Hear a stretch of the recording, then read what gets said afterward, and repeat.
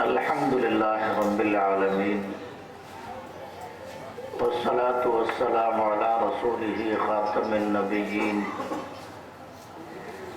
سيد الأنبياء والمرسلين شفيع المذنبين رحمة للعالمين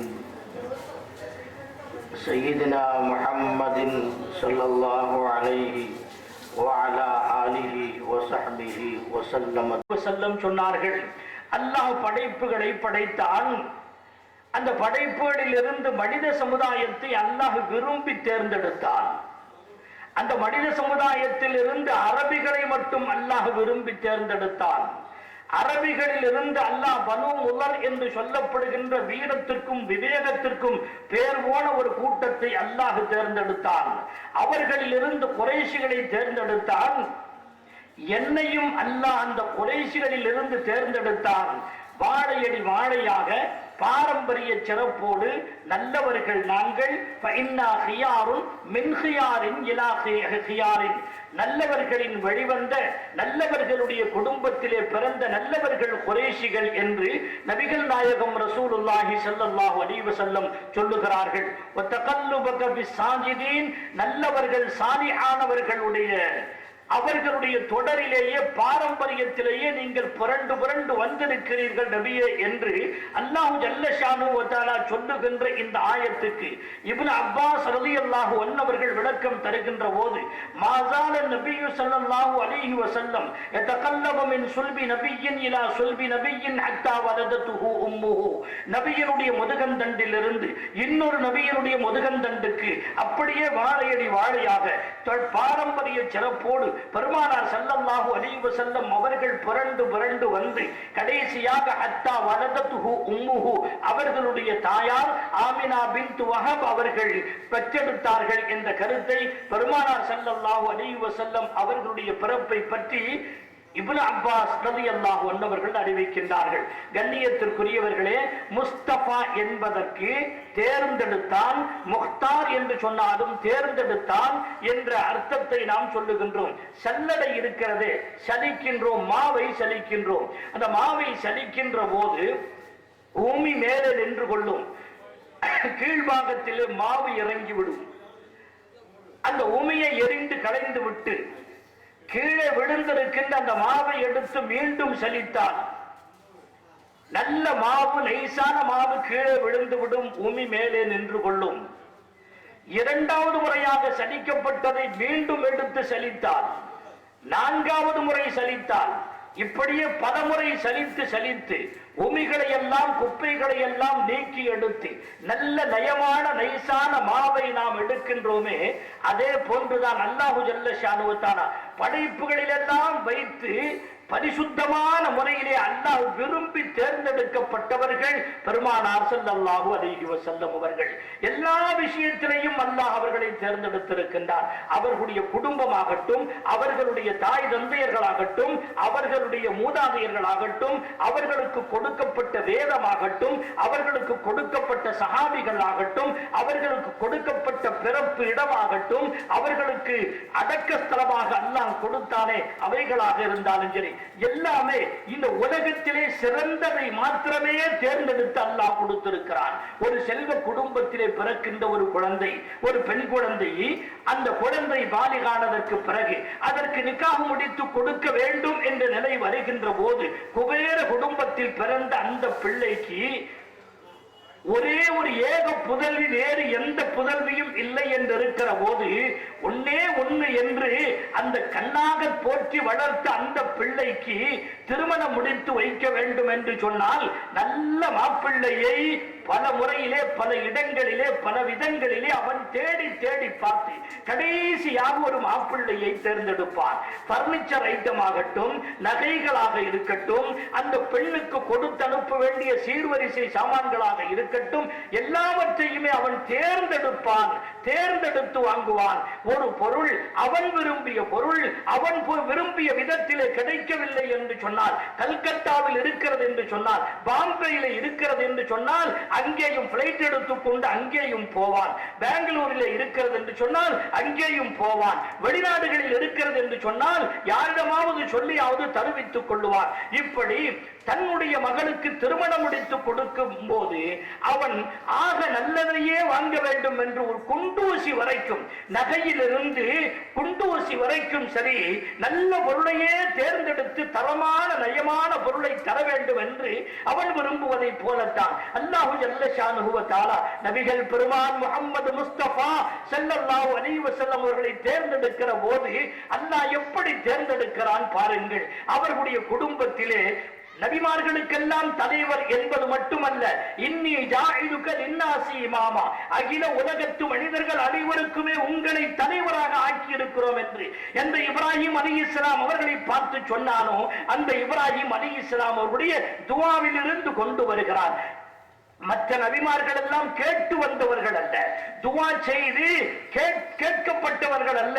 இப்ராஹிம் அலைஹிஸ்ஸலாம் அவர்களுடைய துஆவை கொண்டு கேட்டதற்கு பிறகு வழங்கப்பட்டவர்கள் தான் பெருமானார் ஸல்லல்லாஹு அலைஹி வஸல்லம். அவர்களுடைய வாழ்க்கையிலே ரெண்டே ரெண்டு துஆக்கள் பிரதானமான துஆக்கள், ரெண்டே ரெண்டு துஆக்கள்.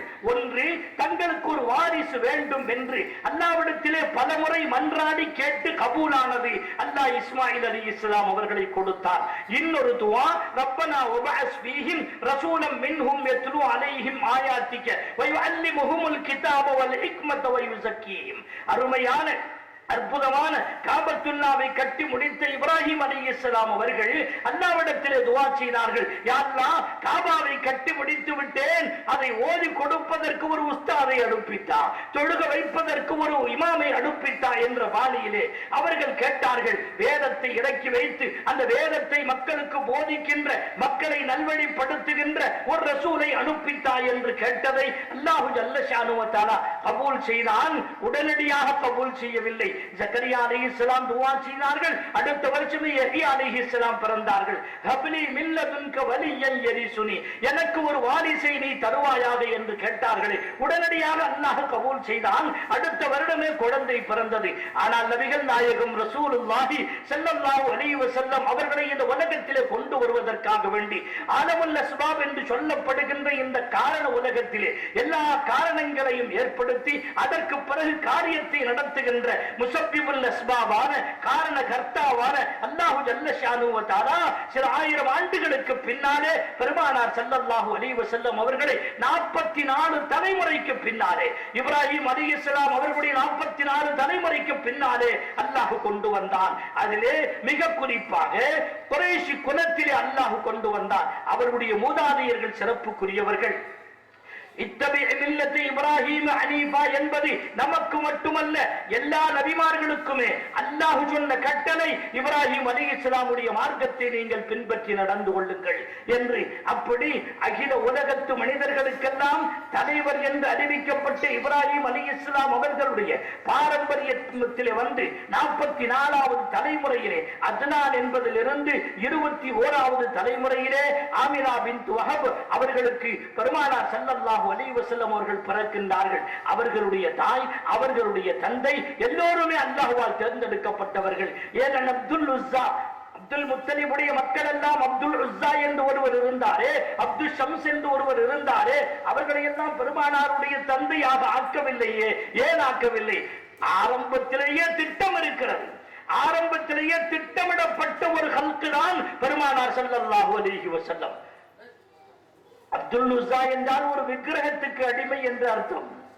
அப்துல் ஷம்ஸ் என்று சொன்னால் சூரியனுக்கு அடிமை என்று அர்த்தம். இப்படி அர்த்தம் இல்லாத அல்லது ஷிர்க் குஃப்ர் வருகின்ற வார்த்தைகள் எல்லாம் தாங்கி இருந்தவர்கள் இஸ்லாத்தின் பக்கம் கூட வரவில்லை.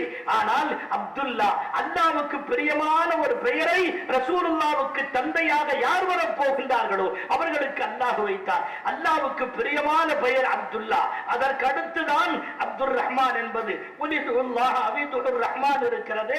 அல்லாஹ் என்பது முதலிலே, ரஹ்மான் என்பது இரண்டாவது தான். எனவே அப்துல்லா என்ற வார்த்தை அல்லாஹ்வுக்கு ஒப்பானது. ஜிப்ரீல் அலைஹிஸ்ஸலாம் அவர்கள் நபி அவர்களுடைய மிஅராஜினுடைய சம்பவத்தை நினைவு கூர்ந்து அழகான ஒரு பட்டப்பெயரை வைத்து ஒரு ஆயத்தை அல்லாஹ் இறக்க நினைக்கின்றார். உங்களுக்கு எந்த விருப்பமான பண்பு எது, வார்த்தை எது என்று ஜிப்ரீல் அலைஹிஸ்ஸலாம் அவர்கள் பெருமானார் இடத்தில் வந்து கேட்டபோது நபி அவர்கள் என்ன சொன்னார்கள்? அல்லாஹ்வுக்கு அடிமையாக இருக்க வேண்டும் என்று நான் விரும்புகிறேன், அந்த வார்த்தை எனக்கு ஒப்பானது, விருப்பமானது என்று சொன்னபோது சுப்ஹானல்லதி அஸ்ரா பி அப்திஹி, அல்லாஹ்வுடைய அடிமை என்ற வார்த்தையை வைத்து அல்லாஹ் அந்த ஆயத்தை இறக்கி வைத்தான். எனவே அப்துல்லா என்ற பெயர் ரசூலுல்லாஹ்வுக்கு தந்தையாக வரப்போகின்றவர் இப்படி என்பதற்காக வேண்டியே அப்துல்லா என்ற பெயரை அல்லாஹ்வே வைத்தான். பேரழகு படைத்த அவர்களுக்கு ஆமினா பின்த் வஹப் அவர்கள், வஹப் என்பவருக்கு பிறந்த பனு ஸுஹ்ரா கபீலாவிலே ஆமினா என்ற பெண் அம்னு உள்ள பெண், அமானத்து உள்ள பெண் என்ற பெயரை பெறுகிறது. அமானத்தை, அல்லாஹ்வுடைய அமானத்தை யாருடைய கருவறையிலே வைக்க வேண்டும் என்று அல்லாஹ் திட்டமிட்டானோ அந்த ஆமினத் என்று சொன்னால் அமானத்து உள்ள பெண். அல்லாஹ் தன்னுடைய அமானத்தை வைத்தான், பெற்றுக் கொடுத்து விட்டு அந்த ஒற்றை முத்தோடு அவர்கள் மறைந்து விட்டார்கள். அப்துல்லா கருவறையில் இருக்கிற போதே உங்களுக்கு வேலை இல்லை என்று அல்லாஹ் எடுத்துக் கொண்டார். ஒன்றை நாம் தெளிவாக புரிய வேண்டும். நபிகள் நாயகம் ஸல்லல்லாஹு அலைஹி வஸல்லம் அவர்களை அல்லாஹ் தன்னுடைய நேரடி பார்வையிலே கொண்டு வந்தான், நேரடி பார்வையிலே வளர்த்தான், நேரடி பார்வையிலேயே அனைத்தையும் கற்றுக் கொடுத்தான். அல்லாஹ்தான் உஸ்தாதாக இருந்தான், அல்லாஹ்தான் அவர்களுக்கு தர்பியத்தை செய்து கொண்டிருந்தான். அல்லாஹ்வே முழு பொறுப்பை ஏற்றுக்கொண்ட காரணத்தினாலே இதில் யாருக்கும் எந்த தலையீடுக்கும் வழி இல்லாமல் அல்லாஹ் ஆக்கிவிட்டான். எனவே நான் அல்லாஹ்வால் தேர்ந்தெடுக்கப்பட்டவர்கள் பெருமானார் ஸல்லல்லாஹு அலைஹி வஸல்லம். தந்தையை தேர்ந்தெடுத்தான், தாயை அல்லாஹ் தேர்ந்தெடுத்தான். அதற்கு பின்னால் அவர்களுக்கு தோதுவான ஒரு இடத்தை அல்லாஹ் தேர்ந்தெடுத்தான், மக்கா. அன்தும் ஃபீ வஸ்தின் மினல் அர்லி, பூமியினுடைய சரியான மையப்பகுதியில் நீங்கள் இருக்கிறீர்கள் என்று இப்னு அப்பாஸ் ரலியல்லாஹு அன்ஹு அந்த காலத்திலேயே சொன்னார்கள். இன்றைக்கு ஆய்விலே தெரிகின்ற கருத்தும் அதுதான். உலகத்தினுடைய சரியான மையப்பகுதியிலே காபா இருக்கிறது. ஒரு இரும்பை சுற்றி இரும்பு இருக்கிறது. அதனுடைய மைய பகுதியிலே காந்தத்தை வைக்கிற போது சுற்றி இருக்கின்ற இரும்புகளை எல்லாம் தன் பக்கம் ஈர்த்துக் கொள்வதை போல, ஈர்த்துக் கொள்ளுகிற ஒரு காந்தத்தை போல அல்லாஹு ஜல்ல ஷானுஹு வ தஆலா உலக மக்கள் அனைவரையும் தன் பக்கம் ஈர்த்துக் கொள்ளுகின்ற, முஸ்லிம்களை தன் பக்கம் ஈர்த்துக் கொள்ளுகிற காபத்துல்லாவை உலகத்தினுடைய சரியான மையப்பகுதியிலே வைத்தான். இப்ராஹிம் அலைஹிஸ்ஸலாம் அவர்கள் அன்றைக்கே துஆ செய்தார்கள், யா அல்லாஹ் இதற்கு இஜ்அல் ஹாதல் பலத ஆமினன், இது அம்னுள்ள ஊராக நீ ஆக்கி தருவாயாக, பாதுகாப்புக்குரிய இடமாக நீ ஆக்கி தருவாயாக என்று அல்லாஹ்விடத்திலே துஆ செய்தார்கள் இப்ராஹிம் அலைஹிஸ்ஸலாம். இன்றைக்கும் அது பாதுகாப்போடு இருக்கிறது. எந்த எதிரிகளுடைய தாக்குதலுக்கும் ஆளாகாத மக்கா இருக்கிறது. அது மாத்திரமல்ல, அந்த மக்கா வாசிகளுக்கு உலகத்தினுடைய அனைத்து பழங்களையும் அல்லாஹ் கொண்டு வந்து கொடுக்கிறானே, அது இப்ராஹிம் அலைஹிஸ்ஸலாம் அவர்கள் கேட்ட துஆக்கள். பயிர்கள், செடி கொடிகள் எதுவும் வளர்வதற்கு, விவசாயத்திற்கு ஏற்ற பூமியாக இல்லாமல் கல் நிறைந்த பூமியாக இருந்த அந்த மக்காவிலே உலகத்தினுடைய எல்லா பழங்களையும் வித்துக்களையும் அல்லாஹ் கொண்டு வந்து அங்கே குமிக்கிறான். அது இப்ராஹிம் அலைஹிஸ்ஸலாத்து வஸ்ஸலாம் அவர்களுடைய துஆ. அந்த மக்காவிலே அல்லாஹு ஜல்ல ஷானுஹு வ தஆலா இப்ராஹிம் அலைஹிஸ்ஸலாம் அவர்களின் மூலமாக பரக்கத்தை வைத்திருக்கிறான். அதுக்கு ஹுதன் முபாரக்கன் வஹுதன் லில் ஆலமீன், பரக்கத்து நிறைந்த ஒரு ஆலயத்தை வைத்தான். ஹிதாயத்து பரிபூர்ணமான ஒரு ஆலயத்தை அல்லாஹ் வைத்திருக்கிறானே, அதற்கு உம்முல் குரா, எல்லா நகரங்களுக்கும் தாய் என்ற பெயர் அந்த மக்காவுக்கு இருக்கிறது. அந்த மக்காவிலே பெருமானார் பிறக்க வேண்டும் என்று அல்லாஹ் தேர்ந்தெடுத்தான். நபி அவர்களுக்காக வேண்டி தேர்ந்தெடுத்த இடம் மக்கா. அவர்கள் அடங்குவதற்காக வேண்டி அல்லாஹ்வால் தேர்ந்தெடுக்கப்பட்ட இடம் மதீனா. அவர்களுக்கு பால் கொடுப்பதற்காக வேண்டி அல்லாஹ்வால் தேர்ந்தெடுக்கப்பட்டவர்கள் ஹலீமா சஅதியா ரலியல்லாஹு அன்ஹா. பால் கொடுப்பதையும் அல்லாஹ் தான் பொறுப்பேற்றுக் கொண்டான்.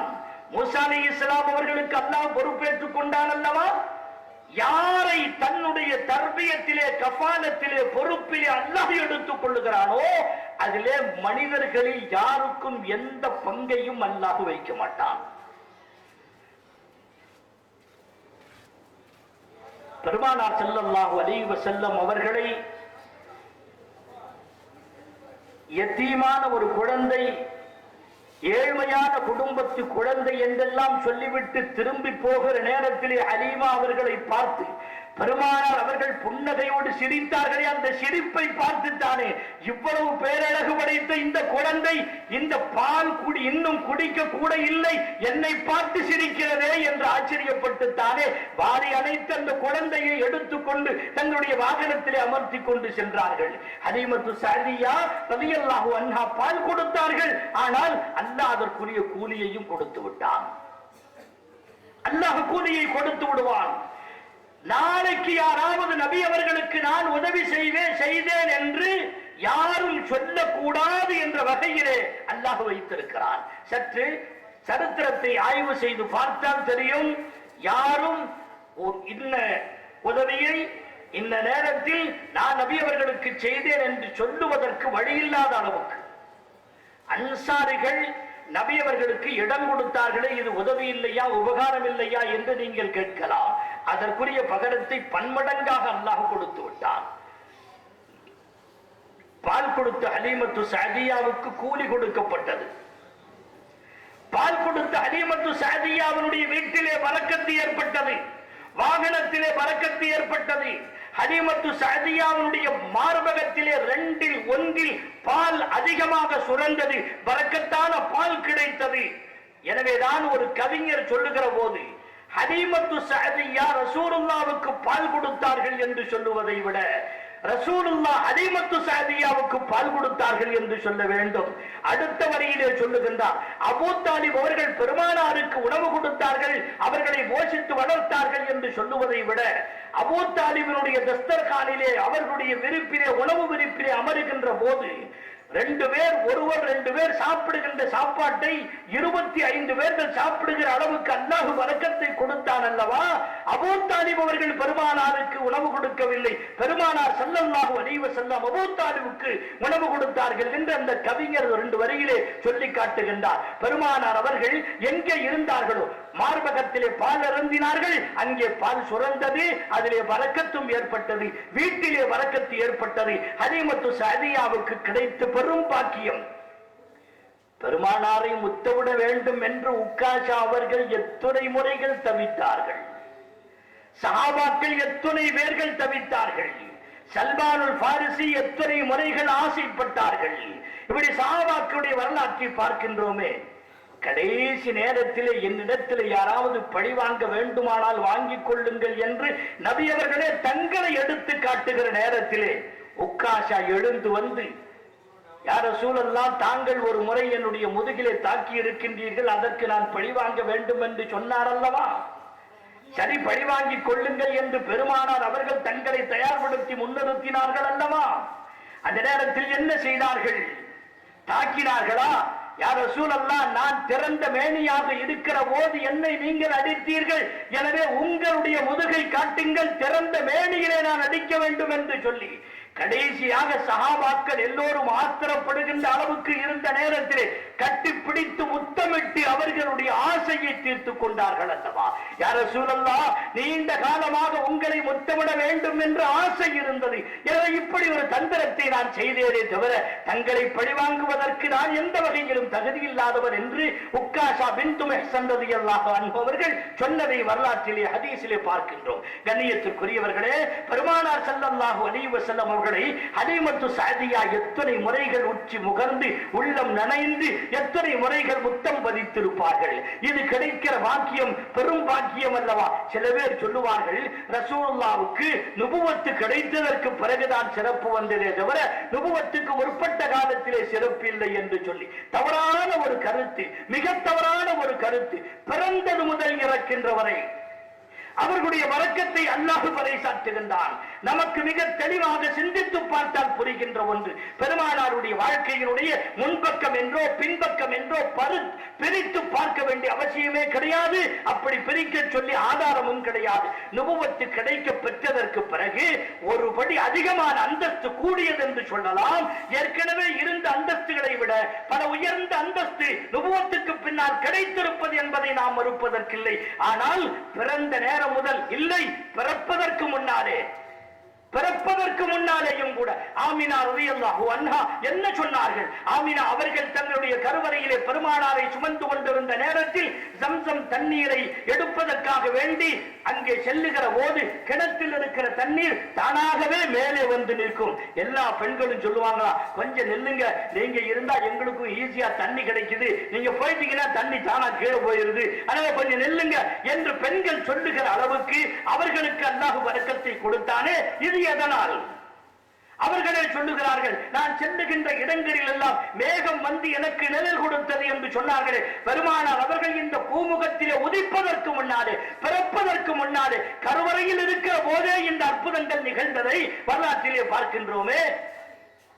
பெருமானார் அவர்களுக்கு நுபுவத்து கிடைக்க பெற்றதற்கு பிறகுதான் அந்த அந்தஸ்து கிடைத்தது என்று சொன்னார். இதை எப்படி நம்ப முடியும்? புஹைரா என்ற ஒரு பாதிரி பெருமானார் ஸல்லல்லாஹு அலைஹி வஸல்லம் அவர்கள் ஷாமுக்கு வியாபாரத்திற்காக வேண்டி சிறுபிள்ளையாக இருக்கின்ற அவர்களை கூட்டி செல்லுகிற போது அந்த பாதிரி பார்த்து என்ன சொன்னார்? குடை, மேகம் குடை பிடிக்கிறது, கடைசி காலத்திலே ஒரு நபி வருவார், அவருக்கு மேகம் குடை பிடிக்கும் என்று முன்வேதத்திலே நான் படித்திருக்கின்றேன், இவர் நபியாக வருவார் என்று அவர் அடையாளப்படுத்தி காட்டினார் அல்லவா? பெருமானார் ஸல்லல்லாஹு அலைஹி வஸல்லம் அவர்களுக்கு நுபுவத்து கொடுக்கப்படுவதற்கு முன்னாலேயே இந்த அந்தஸ்துகள் கிடைத்திருக்கின்றனவே, இந்த அற்புதங்கள் கிடைத்திருக்கின்றனவே. எனவே நுபுவத்துக்கு முற்பட்ட காலத்திலே சாதாரண மனிதரை போன்றுதான் அவர்கள் என்று சொல்லுவதற்கு என்ன துணிச்சல் இருக்கிறது பாருங்கள். பெருமானாருடைய வாழ்க்கை இருக்கிறது, அது ஒரு கற்கண்டை போல என்று வையுங்கள். கற்கண்டை அதனுடைய முன்பாகத்தை சுவைத்தாலும் இனிப்பாகத்தான் இருக்கும், பின்பாகத்தை சுவைத்தாலும் இனிப்பாகத்தான் இருக்கும், நடுபாகத்தை சுவைத்தாலும் அது இனிப்பாகத்தான் இருக்கும். சுக்கு நூறாக பொடித்து அதனுடைய ஏதாவது ஒரு பகுதியை துகளை எடுத்து வாயில் வைத்தாலும் அதுவும் இனிப்பாகத்தான் இருக்கும். அதே போன்று பெருமானாருடைய வாழ்க்கையுடைய ஆரம்பம் முதல் கடைசி வரையிலேயும் அல்லாஹ்வால் வழங்கப்பட்டிருக்கின்ற அபரிமிதமான நியமத்துகளை தாங்கி இருந்த பெருமானார் ஸல்லல்லாஹு அலைஹி வஸல்லம் சிறப்பு பிறப்பதற்கு முன்னிருந்தே தொடங்கி இன்னும் தொடங்கி இருக்க, இன்னும் தொடர்ந்து கொண்டிருக்கிறது. ஹயாத்தி கைருல் லக்கும் வ மமாத்தி கைருல் லக்கும், என்னுடைய வாழ்வும் உங்களுக்கு சிறப்பு தான், கைரு தான், என்னுடைய மௌத்தும் என்னுடைய மறைவும் உங்களுக்கு சிறப்பு தான் என்றார்கள் பெருமானார் ஸல்லல்லாஹு அலைஹி வஸல்லம். அவருடைய மௌத்துக்கு பின்னால், அவருடைய மறைவுக்கு பின்னால் அவர்கள் மீது ஸலவாத்து சொல்லி எத்தனை பாக்கியங்களை நாம் பெறுகின்றோம். நான் சொல்லி வந்த தொடரிலே இன்னும் வருகின்றேன். ஸலாத்து சொல்லி பெருமானாருக்காக வேண்டி துஆ செய்து விட்டேன் என்று யாரும் நினைக்க கூடாது என்பதனால் தான் ரசூலுல்லாஹ்வுக்கு உதவி செய்கின்ற வகையிலே, நீ ரசூலுல்லாஹ்வுக்கு துஆ செய்றியா, இந்த வாங்கிக்க 10 மடங்கு ஸல்லல்லாஹு அலைஹி அஷ்ரன். ஒரு ஸலாத்து சொல்லுகிறாயா, ஒரு ரஹ்மத்துக்காக வேண்டி நீ துஆ செய்கின்றாயா, 10 ரஹ்மத்தை வாங்கிக்க, நான் ரசூலுல்லாஹ்வுக்கு உதவி செய்கிறேன் என்று சொல்லாத. மதீனா வாசிகள் ரசூலுல்லாஹ்வுக்கு உதவி செய்தார்களா? செய்தார்கள். அல்லாஹ் அதற்குரிய பகரத்தை பல மடங்காக கொடுத்து விட்டான். மதீனா வாசிகளுக்கு பரக்கத்தை அல்லாஹ் கொடுத்தான். அல்லாஹும்ம பாரிக் லனா ஃபீ மதீனத்தினா ஹாதி. பெருமானார் அவர்கள் துஆ செய்தார்கள், யா அல்லாஹ் மதீனாவிலே பரக்கத்தை செய்வாயாக. அல்லாஹும்ம பாரிக் லனா ஃபீ மதீனத்தினா, அல்லாஹும்ம பாரிக் லனா ஃபீ சாயினா, அல்லாஹும்ம பாரிக் லனா ஃபீ முத்தினா, அல்லாஹும்ம பாரிக் லனா ஃபீ துர்பத்தினா என்று பெருமானார் ஸல்லல்லாஹு அலைஹி வஸல்லம் அவர்கள் மதீனா வாசிகளுடைய உணவுப் பொருளிலே பரக்கத்து ஏற்பட வேண்டும், அதனுடைய நிறுவ அளவைகளிலே பரக்கத்து ஏற்பட வேண்டும், அந்த மண்ணுக்கு கூட மரியாதை கிடைக்க வேண்டும் என்று துஆ செய்து விட்டு போனார்கள். இன்றைக்கு துர்பத் வர்லினா ஷிஃபா உமர்லினா பிரீக் பர்லினா யஷ்ஃபி சகீமனா, மூமின்களுடைய லேசான ஊதுதலின் மூலமாக, அவர்களுடைய உமிழ்நீரின் மூலமாக கலக்கப்பட்ட அந்த மதீனத்து மண்ணுக்கு ஷிஃபாவுடைய தன்மை கொடுக்கப்பட்டிருக்கிறது. பெருமானார் ஸல்லல்லாஹு அலைஹி வஸல்லம் அவர்கள் செய்த துஆவினால் அந்த மண்ணுக்கும் கல்லுக்கும் மரியாதை வந்து விட்டது. பெருமானாருடைய வஃபாத்துக்கு பின்னால் உலகத்திலேயே மிக சிறந்த இடம், அரிசை விட, குருசியை விட, லௌஹை விட, கலமை விட, சொல்ல போனால் கஅபாவை விட ஒரு சிறந்த ஒரு இடம் இருக்கிறது என்று சொன்னால் நபிகள் பெருமான் முஹம்மது முஸ்தபா ஸல்லல்லாஹு அலைஹி வஸல்லம் அவர்களுடைய திருமேனியை முத்தமிட்டு கொண்டிருக்கின்ற அந்த மண்ணுக்கு அல்லாஹு ஜல்ல ஷானு வ தஆலா உலகில் இருக்கின்ற அனைத்து நியமத்துகளை விட ஒரு சிறப்பான அந்தஸ்தை தந்திருக்கின்றானே, அதை விட சிறப்பானது எதுவுமே கிடையாது. காபாவை விட பெருமானார் சிறந்தவர்கள். காபத்துல்லா அந்த பெருமானாருடைய முதுகிலே உடம்பிலே ஒட்டி கொண்டிருக்கின்ற மண் இருக்கிறது. அந்த மண்ணுக்கு அல்லாஹ் இந்த உலகத்திலே சிறப்பை தந்திருக்கிறான். எனவே மதீனாவுக்கு சிறப்பு உண்டு. வஃபாத்தானதற்கு பிறகும் கூட அதனுடைய சிறப்பு இன்னும் அதிகமாகிவிட்டது. மதீனா இத்துணை கோடிக்கணக்கான மக்கள் வந்து போகும் அளவுக்குரிய இடமாக அந்த எஸ்ரிப் இருந்ததா? அந்த எஸ்ரிபுக்கு இவ்வளவு பெரிய கண்ணியமும் மகத்துவமும் கொடுத்தது பெருமானார் தானே. எனவே மதீனா வாசிகள் பெருமானாருக்கு உதவி செய்தோம் என்று யாரும் ஒரு காலத்திலும் சொல்லக்கூடாது என்பதனால் மதீனா வாசிகளுக்கு செய்ய வேண்டியதையெல்லாம் அல்லாஹ் செய்து கொடுத்து விட்டான். எல்லா பகரங்களையும் அல்லாஹ் கொடுத்து விட்டான். மதீனாவுக்கும் சரி மக்காவுக்கும் சரி அல்லாஹ் பெரிய அபரிமிதமான சிறப்புகளை அள்ளி வழங்கினானே, அது பெருமானார் ஸல்லல்லாஹு அலைஹி வஸல்லம் அவர்கள் மூலமாக. மூசா அலைஹிஸ்ஸலாம் அவர்களுக்கு பால் கொடுத்தது யார்? அவருடைய தாய். வஅவ்ஹைனா இலா உம்மி மூசா அன் அர்லிஹி. மூசாவுடைய தாய்க்கு நாம் அறிவித்தோம் பால் கொடு என்று. ஃபைதா கிஃப்தி அலைஹி ஃபஅல்கிஹி பில் யம்மி. பயமா இருந்துச்சுன்னு சொன்னா கடல்ல தூக்கி போட்டுரும். என்ன, ஃபிரௌன் ஆண் குழந்தை பிறந்தால் வெட்டி விடுவான் என்ற பயம் இருந்தது மூசா அலைஹிஸ்ஸலாம் அவருடைய தாயாருக்கு. பயப்படுகிறாயா? கடல்ல போடு. எப்படித்தான் கடல்ல போடுவேன்? என்னுடைய பெற்றெடுத்த குழந்தையை எங்காவது முகட்டின் மீது வைக்கட்டுமா அல்லது எங்காவது பொந்திலே கொண்டு போய் பாதுகாத்து வைக்கட்டுமா? கடல்ல தண்ணிக்குள்ள தூக்கி போட்டா என்னுடைய பிள்ளை முங்கி செத்து விடுமே என்றெல்லாம் பயந்த போது அல்லாஹ் அறிவித்தான், பயமா இருக்குதா? நான் சொல்றத கேளு, திருப்பி நான் கொடுக்கிறேன், தூக்கி போடு. பயப்படாதே, கவலைப்படாதே, அந்த மூசாவை உன்னிடத்திலே நாம் நிச்சயம் திருப்பி கொடுப்போம். அது மாத்திரமல்ல, அவர்களை ரிசாலத்தை கொடுத்து நுபுவத்தை கொடுத்து சிறப்பாக்கி மேலாக ஆக்கி வைப்போம் என்று அல்லாஹ்வும் அறிவித்தார். ஃபிரௌனும் அவருடைய மனைவி ஆசியாவும் கடல் ஓரத்திலே உலாவிக் கொண்டிருந்த நேரத்தில் அவனோடு அவனுடைய பரிவாரங்கள் இருந்தார்கள். அவனுடைய வேலை ஆட்கள் பணியாட்கள் இருந்தார்கள். 400 அடிமைகள் இருந்தார்கள். அந்த அடிமைகளிலே ஒருவர் வந்து சொன்னார், அரசே, தண்ணீர என்னமோ மிதந்துட்டு வருது என்று. அல்லாஹ் சொன்னா, நீ பயப்படாம தூக்கி போட்டு. அவங்க ஒரு பொட்டி செஞ்சாங்க. அந்த பெட்டி செஞ்சு அதுல மூசா அலைஹிஸ்ஸலாம் அவர்களை வைத்தார்கள். பொட்டிக்குள்ள ஓட்டை இருந்தா தண்ணி உள்ள போய் குழந்தை கீழே போய் முங்கி இறந்து போகும். ஓட்டை இருந்தா, ஓட்டை இல்லாம அடைச்சோம்னு சொன்னா காத்து உள்ள போகாம குழந்தை மூச்சு திணறி இறந்து போகும். கேப் விடுறதா அல்லது வேணாமா? இப்படியெல்லாம் பயந்தார்கள். 2 பலகைகளை எடுத்து ஒரு பெட்டியை போன்று செய்து அல்லாஹ்வின் மீது தவக்குல் வைத்து போட்டார்கள். காற்று உள்ளே போகாமல் இருந்தது, ஆனால் குழந்தைக்கு ஆபத்து ஏற்படவில்லை. துவாரங்கள் இருந்தன, ஆனால் தண்ணீர் உள்ளே சென்று அந்த குழந்தையை மூழ்கடிக்கவும் இல்லை.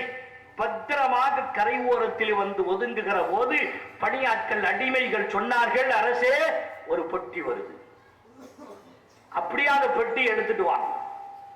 பெட்டி எடுத்துட்டு வந்தாங்க. என்னன்னு உடைச்சு பாடுறா. உடைத்து பார்த்தால் பேரழகு படைத்த ஒரு படைப்பு, அழகான அற்புதமான ஒரு குழந்தை. அவங்களே ஆச்சரியப்பட்டாங்க, அரசே, ரொம்ப அழகா இருக்குது இந்த குழந்தை என்று. ஆசியா அம்மா வந்து எட்டி பார்த்தார்கள். ஆஹா, குர்ரத்து ஐனில் லீ வலக், எனக்கும் சரி உங்களுக்கும் சரி இது சந்தோஷமான ஒரு குழந்தை. அதை வெட்டிடாதீங்க. ஆண் குழந்தை பிறந்தா வெட்டுறீங்களே, இதை வெட்டிடாதீங்க. முதல்ல வெட்டுறதுக்கு உத்தரவிட்டான், தயவு செய்து வெட்டி விடாதீர்கள். நாம வளர்ப்பு குழந்தையாக இதை வச்சுக்கலாம், இந்த குழந்தையின் மூலமாக நமக்கு பலன் கிடைக்கும், வெட்டிடாதீங்க, தயவு செய்து வெட்டிடாதீங்க. மனைவியினுடைய வேண்டுகோளுக்கு இணங்க அவளை சந்தோஷப்படுத்துகிற முகத்தில் அவன் என்ன செய்தான்? சரி, எடுத்துட்டு போங்க, குழந்தை எடுத்துட்டு போங்க, வெட்ட வேண்டாம் என்று சொன்னான்.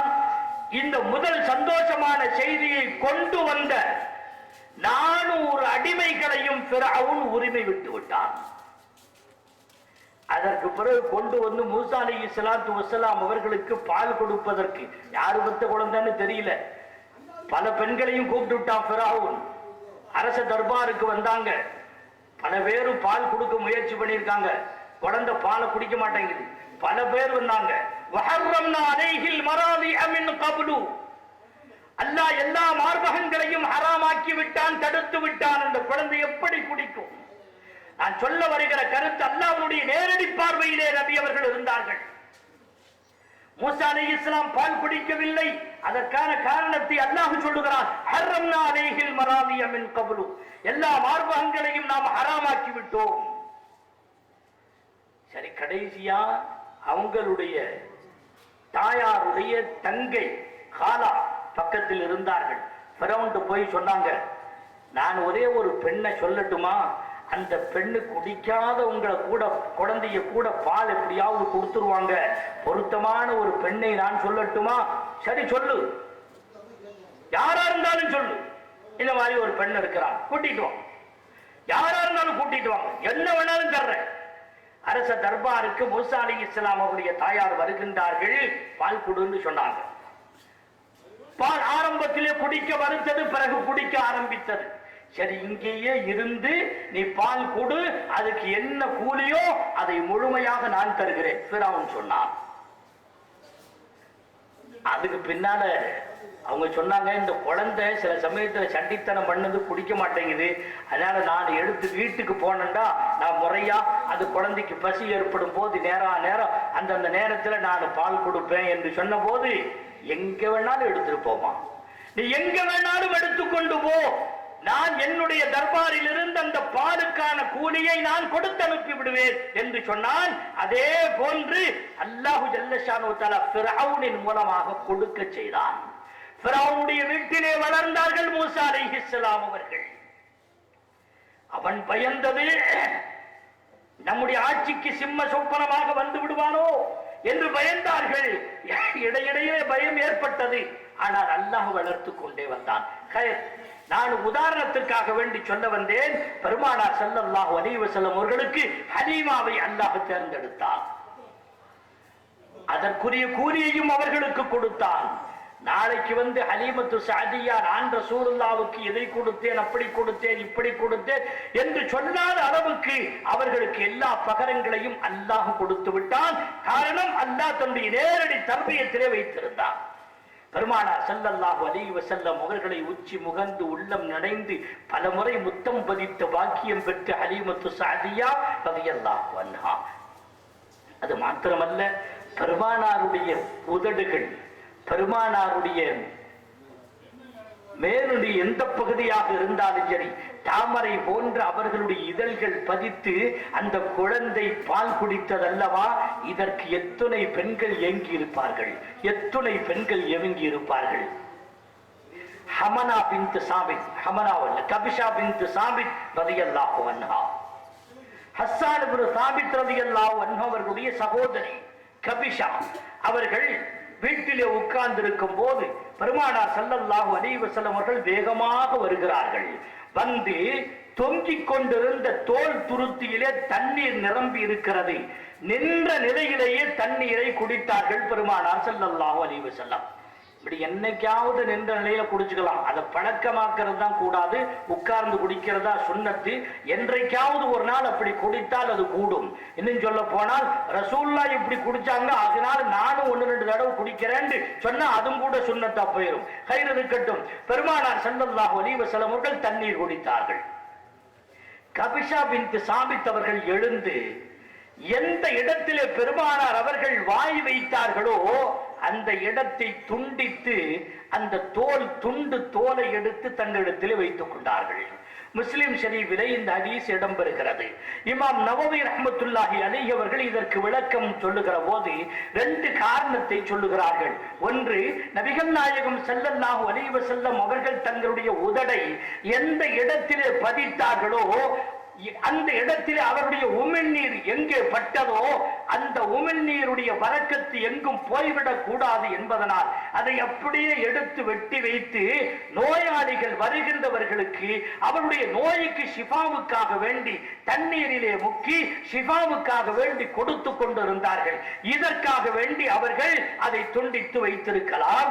இன்னொன்று, பெருமானார் ஸல்லல்லாஹு அலைஹி வஸல்லம் அவர்களுடைய பரக்கத்தான அந்த உமிழ்நீர் பட்ட இடத்தில் வேறு யாரும் தங்களுடைய வாயை வைத்துவிடக் கூடாது என்பதற்காக வேண்டி உடனடியாக வெட்டி தங்களுடைய இடத்திலே வைத்துக் கொண்டிருப்பார்கள் என்று இமாம் நவவி ரஹ்மத்துல்லாஹி அலைஹி அவர்கள் ரெண்டு காரணம் சொல்லுகிறார்கள். பெருமானாருடைய அந்த துஆவுக்கு, அந்த உமிழ்நீருக்கு அல்லாஹ் ஒரு பரக்கத்தை தந்திருந்தார். அப்துல்லாஹ் இப்னு அதீக் அவர்கள் கால் உடைந்திருந்த நேரத்திலே அந்த உமிழ்நீரை எடுத்து இப்படியே தடவினார்கள். உடைந்த எலும்பு சரியாக ஒன்றாக சேர்ந்து விட்டதல்லவா?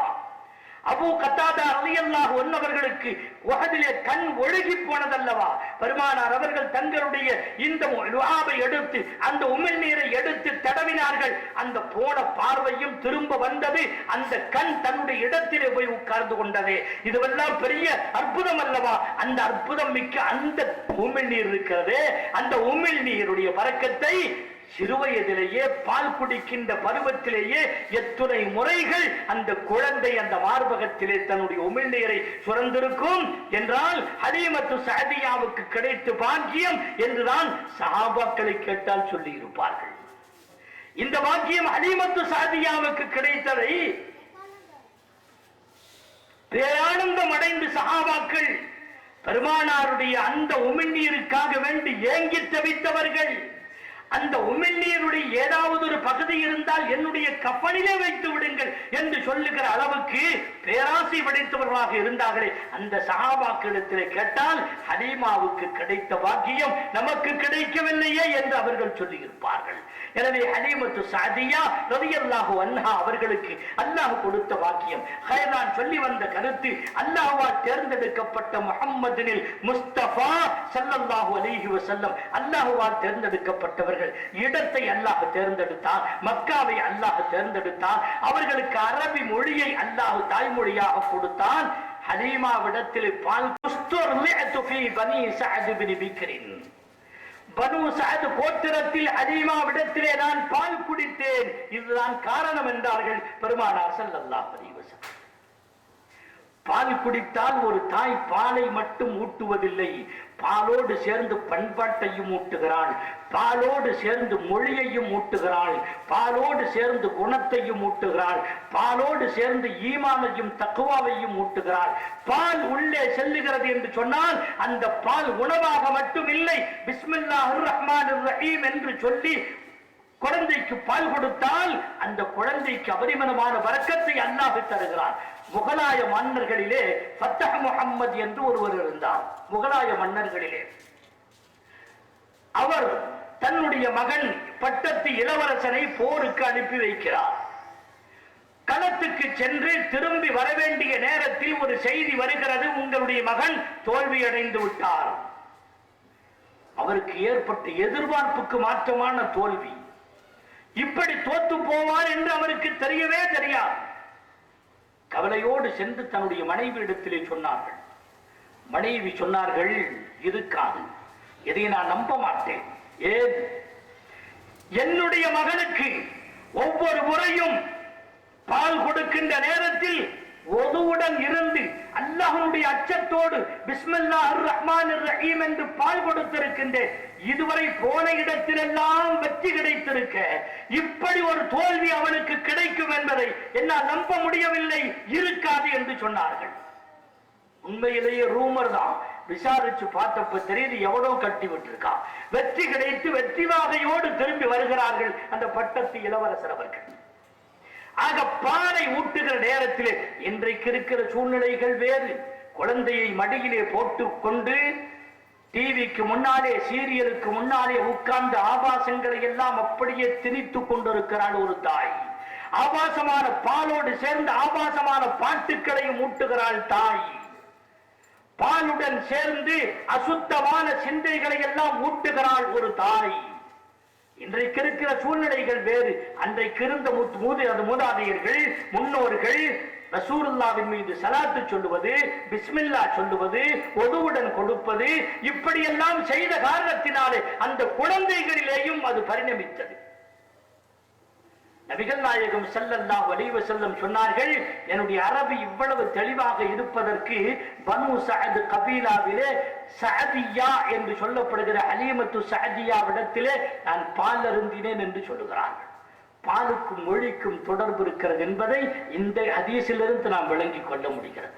ரசூலுல்லாஹ் மாதிரி ஃபஸீஹாக, அழகாக, தெளிவாக இலக்கண இலக்கிய நயத்தோடு அரபி பேசுகின்றவர்கள் அன்றைக்கு யாரும் இல்லை. எனவேதான் அன அஃப்ஸஹுல் அரபி நபி அவர்கள் சொன்ன வார்த்தை. அரபிகளிலேயே வைத்து மிக ஃபஸீஹாக பேசுகின்றவன் நான் என்று ரசூலுல்லாஹி ஸல்லல்லாஹு அலைஹி வஸல்லம் சொன்னார்கள். அல்லாஹ் அந்த கபீலாவை, அந்த ஹலீமாவை தேர்ந்தெடுத்தது யாரும் இல்லை, அல்லாஹ் தான் தேர்ந்தெடுத்தான். அப்துல் முத்தலிப் பேர் வைத்தார்களா? இல்லை, அல்லாஹ் தான் பேர் வைத்தான். முஹம்மது என்ற பெயரை அப்துல் முத்தலிப் வைத்ததை வரலாறு சொல்லும். ஆனால் அந்த முஹம்மது என்ற பெயரை அப்துல் முத்தலிப் வைத்திருப்பார்களே ஆனால் லவ்ஹுல் மஹ்பூதிலே குர்ஆன் இருந்தது என்று நாம் உள்ளத்தோடு நம்பிக்கை கொண்டிருக்கிறோமே. குர்ஆன் ஷரீஃப் லவ்ஹுல் மஹ்பூதில் இருந்ததல்லவா? குர்ஆன் ஷரீஃப் கலாமுல்லாஹி வ கரஜ மின்ஹு, அல்லாஹ்வுடைய கலாம் என்று பெருமானார் சொல்லி இருக்கிறார்கள் அல்லவா? அல்லாஹ்வுடைய கலாம் என்பது அது ஒரு பேச்சு, அது ஒரு சிஃபத்து, அல்லாஹ்வுடைய பண்புகளில் ஒன்று. அந்த பண்புகள் கதீமானவை, பழமையானவை, புராதனமானவை என்று நாம் நம்பி இருக்கின்றோம். அப்படி இருக்க ஒரு குறிப்பிட்ட காலத்திற்கு பின்னாலே அல்லாஹ் பேசினான் என்று வருமா? எந்த காலத்திலே லவ்ஹுல் மஹ்பூதில் இருந்ததோ அந்த காலத்திலேயே முஹம்மது என்ற வார்த்தை அங்கே இருந்தது. முஹம்மதுர் ரசூலுல்லாஹ் இந்த ஆயத்தில் லவ்ஹுல் மஹ்பூதில் இருந்தது. வமா முஹம்மதுன் இல்லா ரசூல் அந்த லவ்ஹுல் மஹ்பூதிலே இருந்தது. ஃபஆமனூ பி முஹம்மதின் வத்தபஉ அஹ்வாஹும் வத்தபஉ அம்ரஹும். பெருமானார் ஸல்லல்லாஹு அலைஹி வஸல்லம் அல்லதீன ஆமனு தபவுல் ஹக்க மிர் ரப்பிஹிம் கதாலிக யضربுல்லாஹு லின்னாஸி அம்சாலஹும். கைர் முஹம்மது அவர்களை பின்பற்றினார்கள் என்ற ஒரு ஆயத்தை அல்லாஹ் வைத்திருக்கிறானே, அதையும் அல்லாஹ் அங்கே வைத்திருந்தார். முஹம்மது என்பது சொர்க்கத்தினுடைய வாயிலேயே அல்லாஹ் தன்னுடைய பெயரோடு சேர்த்து வைத்திருந்தானே. இதுவெல்லாம் ஒரு குறிப்பிட்ட காலத்திற்கு பின்னால் அப்துல் முத்தலிப் வச்சதுக்கு பின்னாலே முஹம்மது அங்க வந்துச்சு. லா இலாஹ இல்லல்லாஹ்வோடு முஹம்மது ரசூலுல்லாஹ் சேர்ந்துதானே இருந்தது. கியாமத்தினால் வரை அது சேர்ந்துதானே இருக்கும். அப்படி முஹம்மது என்பதை அல்லாஹ்வோடு இணைத்து இணைத்து வைக்கப்பட்டிருக்கிறது. அது அப்துல் முத்தலிப் வைத்ததற்கு பிறகா? இல்லை, நான் முஹம்மது என்று பேர் வைத்திருக்கிறேன், நீங்களும் அந்த பேரை வையுங்கள் என்ற கருத்திலே தான் அப்துல் முத்தலிப் அவர்கள் பேர் வைத்தார்களே தவிர அவர்கள் முதலாக பேர் வைத்தவர்கள் அல்ல. அல்லாஹ் தான் எல்லாவற்றையும் தேர்ந்தெடுத்தான். பெயரை தேர்ந்தெடுத்ததும் அவர்கள் தான், இடத்தை தேர்ந்தெடுத்ததும் அவர்தான், அவன்தான் தாயை தேர்ந்தெடுத்ததும் அவன்தான், தந்தையை தேர்ந்தெடுத்ததும் அவன்தான். அவர்களுக்கு அரபியிலேயே மிக அழகான அற்புதமான ஒரு வேதத்தை கொடுத்தவன் அவன்தான் கொடுத்தான். இன்றைக்கு அதை மிஞ்சுகிற அளவுக்கு எந்த வேதமும் இல்லை. தௌராத் ஆகட்டும், இன்ஜீல் ஆகட்டும், ஜபூர் ஆகட்டும், எதுவுமே அதை மிஞ்ச முடியாத அளவுக்கு அற்புதமான ஒரு வேதத்தை இறக்கி வைக்கப்பட்ட அதே மொழியில் இலக்கண இலக்கிய நயத்தோடு உள்ளங்களை கவருகின்ற அளவுக்கு அருமையான ஒரு வேதத்தை அல்லாஹ் இறக்கி வைத்து இன்றளவும் வாழ வைத்துக் கொண்டிருக்கிறானே. அந்த குர்ஆனை அல்லாஹ் அவர்களுக்கு என்று தேர்ந்தெடுத்தான். குர்ஆன் அரபியில் இறக்கப்படுகிறது என்று சொன்னால் அதை போதிக்கின்ற ஆசானுக்கும் அந்த அரபி வேண்டும் என்பது அல்லாஹ்வுடைய திட்டம். எனவே அல்லாஹ் அரபியை போதித்தான், ஹலீமாவிடத்திலே போதித்தான். குர்ஆன் இறங்கியது குர்ஆனன் அரபியன் லஅல்லகும் தாகிலூன். துல்லியமாக விளங்க வேண்டும் என்று சொன்னால் அரபி மொழியை தவிர இந்த உலகத்தில் வேற எதுவுமே கிடையாது. உலகத்திலேயே சிறந்த மொழி அரபி. ஆலிம் சாக்கெல்லாம் இப்படித்தான் சொல்லுவாங்கன்னு யாரும் நம்பிடாதீங்க, சொல்லிடாதீங்க. ஆய்வாளர்களே சொல்லக்கூடிய கருத்து, ஆலிம்கள் அல்ல. இன்றைக்கு யூதர்கள், கிறிஸ்தவர்கள் கூட அரபியை கற்றுவிட்டார்கள். அல் முன்ஜித் அப்படின்னு சொல்லி ஒரு பெரிய டிக்ஷனரி உலமாக்களுக்கு தெரியும். அது இல்லாத இடமே இருக்காது, அது இல்லாத மதரசாவே இருக்காது. அந்த அல் முன்ஜித் என்பதை அதை மிஞ்சுகிற அளவுக்கு ஒரு டிக்ஷனரியை எழுத வேண்டும் என்று பலரும் முயற்சிக்கிறார்கள், முடியவில்லை. அதற்கு நிகராக ஆகவில்லை. எழுதினது யாரு? ஒரு பய கூட அதுல முஸ்லிம் கிடையாது, ஒருத்தர் முஸ்லிம் கிடையாது. யூதர்களும் கிறிஸ்தவர்களும். லூயிஸ் என்பவன் அதனுடைய பிரதான பொறுப்பை வகிக்கின்றான். கயிறு இருக்கட்டும். அரபியினுடைய நயத்தை, அரபியினுடைய இலக்கண இலக்கியத்தினுடைய உயர்வை அவர்கள் உணர்ந்திருக்கின்றார்கள். ஏனென்றால் ஒரு பொருளை மிக துல்லியமாக சொல்லி காட்ட வேண்டும் என்று சொன்னால், அந்த இடத்தில் தொட்டு பேச வேண்டும் என்று சொன்னால், வேறு எந்த மொழியிலையும் அதற்குரிய வார்த்தை கிடைக்காது. நெட்ட குட்ட அப்படின்னு இருந்தா இதுக்கு 92 வகையான பேரு.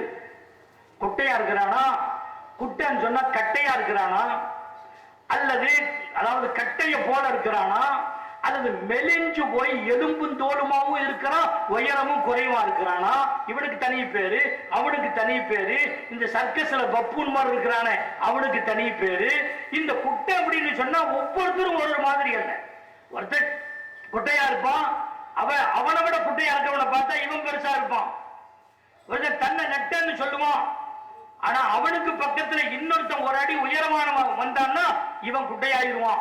இது அரபியிலே நிசபி உமூர்கள் என்று சொல்லுவார்கள். ஒரு சின்ன இடையில ஒரு சின்ன விஷயம். உமர் இப்னு கத்தாப் ரலியல்லாஹு அன்ஹு கிட்ட ஒருத்தர் வந்தார். அமீருல் முஃமினீன் அவர்களே, இந்த ஆளு என்கிட்ட கடன் வாங்கிட்டு கொடுக்க மாட்டேங்கிறான் அப்படின்னு ரிப்போர்ட் பண்ணார். யாருப்பா? அவன் பேரை சொன்னார். உமர் அவர்கள் அதை ஏற்றுக்கொள்ளவில்லை. உமர் ரலியல்லாஹு அன்ஹு சொன்னார்கள், நீ சொல்றதை ஏற்றுக்க முடியாது, ஏன்னா ஆளு குட்ட, அவன் அப்படி ஏமாறவல்ல, அவன் அப்படியெல்லாம் செய்ய மாட்டான். நீ அவனை நீ ஏமாற்றி இருக்கலாமே தவிர அவன் ஏமாந்திருக்க மாட்டான். அவன் குட்டையாக இருப்பதனால் அவன் ஏமாந்திருக்க மாட்டான். இவர்கள் வந்தவர்கள் குட்டை, அது ஒரு விஷயம். வந்து சொன்ன ஆளு குட்டையா இருக்கார். உமர் ரலியல்லாஹு அன்ஹு சொன்னாங்க, உன்னுடைய கேஸ் நான் எடுக்க மாட்டேன். ஏன்னு சொன்னா நீ ஆளு குட்ட, நீ ஏமாந்திருக்க மாட்டேன்னு சொன்னார். அவன் சொரிஞ்சுக்கிட்டே நின்றான். அப்ப ஏன்டா நின்றுக்கிற அப்படின்னு கேட்டதுக்கு அவரு சொன்னார், வந்தவரு, கடன் வாங்கினவன் என்னை விட குட்டையா இருக்கிறாரு அப்படின்னா. அது மாதிரி இந்த குட்டை நெட்டங்கிறதெல்லாம் துல்லியமா சொல்லணும் என்று சொன்னான். பலகீனத்தினால குட்டைன்னு சொன்னா அதுக்கு ஒரு வார்த்தை இருக்குது. பலசாலியான குட்டைன்னு சொன்னா அதுக்கு ஒரு வார்த்தை இருக்குது. கருப்பா இருந்தா அதுக்கு ஒரு வார்த்தை இருக்குது. நல்ல வெளுத்து இருந்தா அதுக்கு ஒரு தனி வார்த்தை இருக்கிறது. ஒவ்வொன்றுக்குமே ஒன்று என்று சொன்னால் 92 வார்த்தைகள். நீங்கள் எதை சொல்ல வேண்டும் என்று விரும்புகிறீர்களோ துல்லியமாக அந்த வார்த்தையை எடுத்து ஃபிட் பண்ணி சரியாக சொல்ல முடியும் அரபியில் மட்டும்தான். சிங்கம்னு சொன்னா எல்லா சிங்கமும் ஒண்ணல்ல, 350 பேர் இருக்கு. எந்த மாதிரியான சிங்கம்? காட்டு சிங்கமா, வேட்டை சிங்கமா, வளர்ப்பு சிங்கமா, எந்த சிங்கம்? ஒவ்வொன்றுக்கும் ஒரு பேரு. 350 பேரை வைத்திருக்கிறார்கள். நமக்கு அசது, சிங்கம் ஒரு பேர் தெரியும், ஆனா 350 பேர்கள் இருக்கின்றன. ஒட்டகைகளுக்கு அப்படித்தான் 100க்கு மேற்பட்ட பெயர்கள் இருக்கின்றன. அதே போல ஒரே ஒரு வார்த்தை இருக்கும், ஆனால் பல அர்த்தங்கள் இருக்கும். அஜூஸ் 34 அர்த்தம் இருக்கிறது. ஐன் என்பதற்கு 34 அர்த்தம் இருக்கிறது. அஜூஸ் என்று சொன்னா கிழவின்ற அர்த்தத்துல சொல்லுவாங்க, ஆனா அதுக்கு 60 அர்த்தம் இருக்கிறது. வார்த்தை ஒண்ணுதான், ஆனால் நிறைய அர்த்தங்கள் உண்டு. வார்த்தை ஒண்ணுதான், பல அர்த்தங்கள் அதற்கு சொல்லலாம். எந்த இடத்திலே, எந்த தோரணையில், எந்த விதத்தில் ஒரு பொருளை துல்லியமாக சொல்ல வேண்டும் என்று ஒருவன் விரும்புகிறானோ அதற்கு தோதுவான ஏற்ற வார்த்தையை பொறுக்கி எடுத்து சொல்லுவதற்கு ஏற்ற ஒரு மொழி அரபியை தவிர வேறு எதுவும் கிடையாது. அதனால்தான் லஅல்லகும் தாகிலூன், இன்னா அன்ஸல்னாஹு குர்ஆனன் அரபியன், குர்ஆனை அரபி மொழியிலே இறக்கியதற்கு காரணம் நீங்கள் சரியாக விளங்க வேண்டும் என்பதற்காக வேண்டித்தான். இந்த அரபி மொழியை தாய்மொழியாக அல்லாஹு ஜல்ல ஷானுஹு வ தஆலா பெருமானார் ஸல்லல்லாஹு அலைஹி வஸல்லம் அவர்களுக்கு கொடுத்தான். இப்படி அல்லாஹ்வால் தேர்ந்தெடுக்கப்பட்டவர்கள் முஸ்தபா முஹம்மது ஸல்லல்லாஹு அலைஹி வஸல்லம் அவர்கள். அவர்களுக்கு அழகான சஹாபிகளை அல்லாஹ் தேர்ந்தெடுத்து கொடுத்தான்.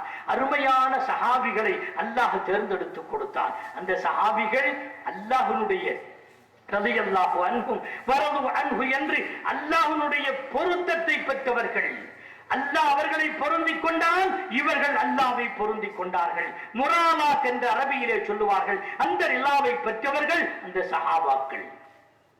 நாம நினைக்கிறோம், முஸ்லிம்கள்லயே சில பேர் இப்படி நினைக்கிறாங்க. என்னண்டா, ரசூலுல்லாஹ் வந்தாங்க, மக்காவுல பிறந்தாங்க, மக்காவுல அவங்க வாழ்ந்துட்டு இருக்கும் போது நுபுவத்து கிடைச்சிச்சு. நுபுவத்து கிடைச்சதுக்கு பின்னால அந்த இடத்துல எந்த மக்கள் இருந்தார்களோ அவர்களை திருத்த முற்பட்டார்கள். மகா பெரிய தவறு இது. சரித்திரத்தை ஆய்வு செய்து பார்க்கிற போது சஹாபாக்கள் ஒவ்வொருவருமே அல்லாஹ்வால் திட்டமிடப்பட்டவர்கள், அல்லாஹ்வால் தேர்ந்தெடுக்கப்பட்டவர்கள். நபிகள் நாயகம் ஸல்லல்லாஹு அலைஹி வஸல்லம் சொன்னார்கள், இன்னல்லாஹ யக்தாரனி வக்தாரலி அஸ்ஹாபி. அல்லாஹ் என்னை தேர்ந்தெடுத்தான், சஹாபிகளை எனக்காக வேண்டி அல்லாஹ் தேர்ந்தெடுத்தான். சஹாபிகளை அல்லாஹ் எனக்காக தேர்ந்தெடுத்தான் என்று பெருமானார் ஸல்லல்லாஹு அலைஹி வஸல்லம் சொன்னார்கள். இது சுருக்கமா சொன்னா விளங்காதுங்கிறதுனால ஒரு சில விஷயங்களை சொல்லி விளக்கி வருகிறேன். பெருமானார் ஸல்லல்லாஹு அலைஹி வஸல்லம் அவர்களுக்குரிய சஹாபாக்கள் ஒவ்வொருத்தரும் ஒரு விதத்தில் இருந்தார்கள். இப்படி இருப்பார்கள் என்பதை அல்லாஹ் முன்னரே திட்டமிட்டு விட்டான். ஒரு சின்ன செய்தி. அபூபக்கர் சித்தீக் ரலியல்லாஹு அன்ஹு அவர்கள் இன்னும் இஸ்லாம் வெளிப்படவே இல்லை. பெருமானார் அவர்கள் இஸ்லாத்தை எடுத்து போதிக்கவே இல்லை. ஜவுளி வியாபாரியாக இருந்த அப்துல் காபா என்ற பெயருக்குரிய அபூபக்கர் சித்தீக் ரலியல்லாஹு அன்ஹு அவர்கள் ஷாமுக்கு வியாபாரத்திற்கு சென்றார்கள். ஷாமுக்கு போயிட்டு இளைப்பாறுவதற்காக வேண்டி வந்து ஒரு மடத்துல, ஒரு பாதிரி மடத்துல தங்கினார்கள். பாதிரின்னு சொன்னா இன்னைக்கு இருக்கிற பாதிரி நினைச்சு கூட பார்த்துறாதீங்க. அன்னைக்கு இருந்த பாதிரிகள் என்று சொன்னால் அல்லாஹ்வை நம்பியவர்கள், ஈசா அலைஹிஸ்ஸலாம் அவர்களை நம்பியவர்கள், இஞ்சிலை வைத்து அமல் செய்து கொண்டிருந்த அந்த பாதிரி, உலகத்தை துறந்தவர். அந்த பாதிரி பாதிரி இருந்தார். பாதிரி மடம், அந்த மடத்தில் போய் படுத்து தூங்கிட்டாங்க.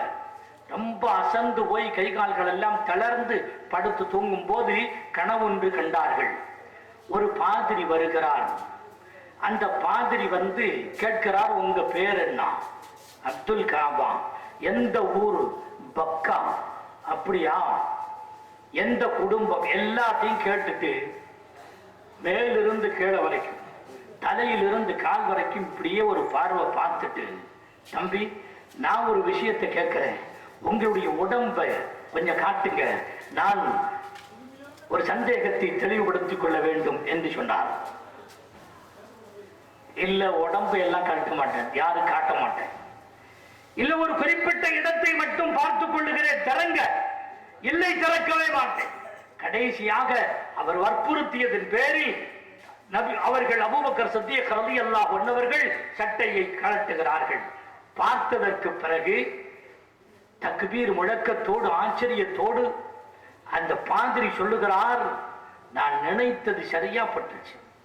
என்னாண்டு இவங்களுக்கும் தெரியல. அப்போது சொன்னார்கள், நீங்கள் வாழுகின்ற பக்காவிலே கடைசி நபியாக ஒரு முஹம்மது என்பவர் வருவார். அந்த முஹம்மதுக்கு உற்ற தோழராக ஒருவர் இருப்பார். அவருக்கு இன்னென்ன லட்சணங்கள், அடையாளங்கள் இருக்கும் என்பதை நான் வேதத்திலே படித்திருக்கிறேன். 2 அடையாளங்களை உங்களிலே பார்த்து விட்டேன். 3வது ஒரு அடையாளம் பார்க்க முடியவில்லையே என்றுதான் உங்களுடைய உடல் சட்டையை காட்ட சொன்னேன் என்று அவர்கள் சொன்ன போது, அப்போதுதான் இப்போது புரிகிறது, அல்லாஹு ஜல்ல ஷானுஹு வ தஆலா அபூபக்கர் சித்தீக் ரலியல்லாஹு அன்ஹு அவர்களை முன்வேதத்திலேயே சொல்லி இருக்கிறார். மிகைப்படுத்தப்பட்ட விஷயம் அல்ல. குர்ஆன் சொல்லுகிற வாசகம், முஹம்மதுன் ரசூலுல்லாஹ் வல்லதீன மஅஹு, அந்த நபி அவர்களோடு இருக்கின்ற சஹாபிகள், அஷித்தாஉ அலல் குஃபாரி ருஹமாஉ பைனஹும் தராஹும் ருக்கஅன் சுஜ்ஜதன் யப்தகூன ஃபضலன் மினல்லாஹி வ ரிضவானா சீமாஹும் ஃபீ வுஜூஹிஹிம் மின் நஸரி சுஜூத்.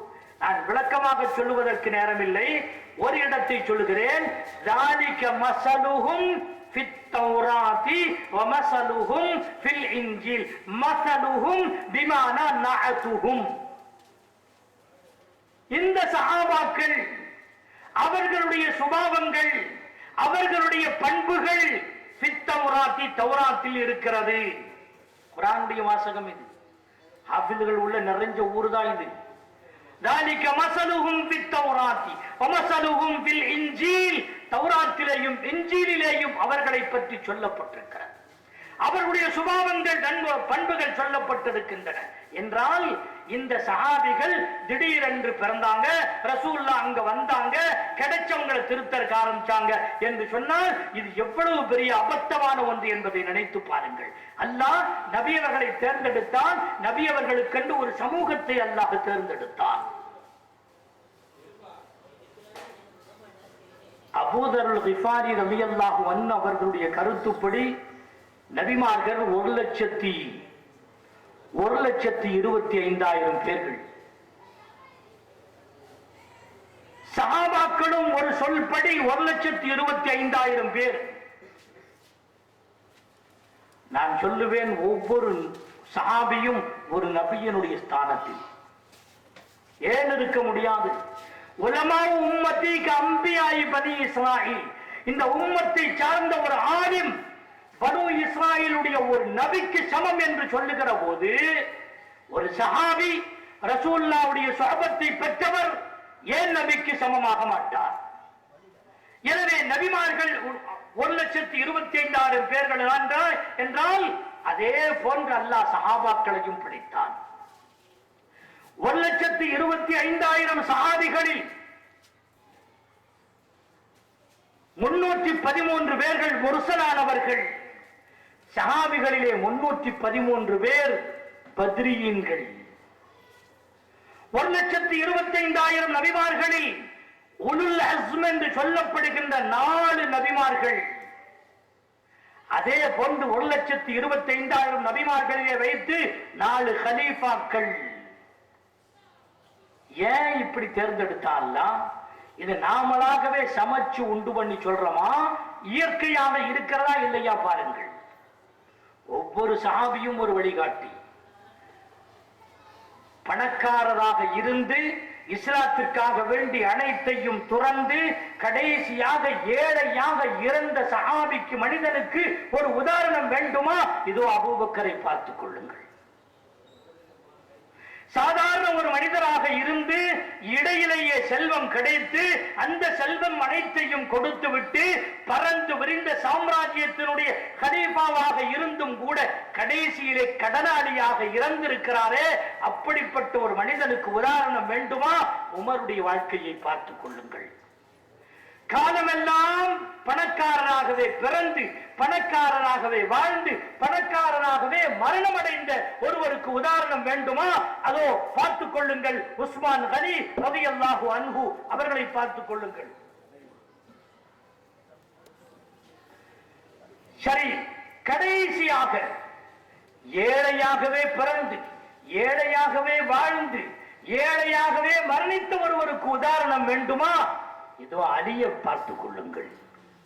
அலி ரலியல்லாஹு அன்ஹு கடைசி வரை ஏழலாம் ஆண்டார்கள், ஆட்சி பீடத்தில் அமர்ந்திருந்தார்கள். ஒரு வருஷம் கூட ஜக்காத்து கடமையாகல.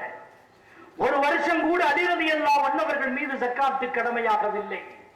அப்படி ஒரு வாழ்க்கையை அவர்கள் விரும்பவும் இல்லை. அப்படியே நான் சொல்லிக் கொண்டே வர முடியும். ஒவ்வொரு சஹாபியும் ஒரு தனிப்பட்ட வழிகாட்டி. பெண்களும் அப்படித்தான்.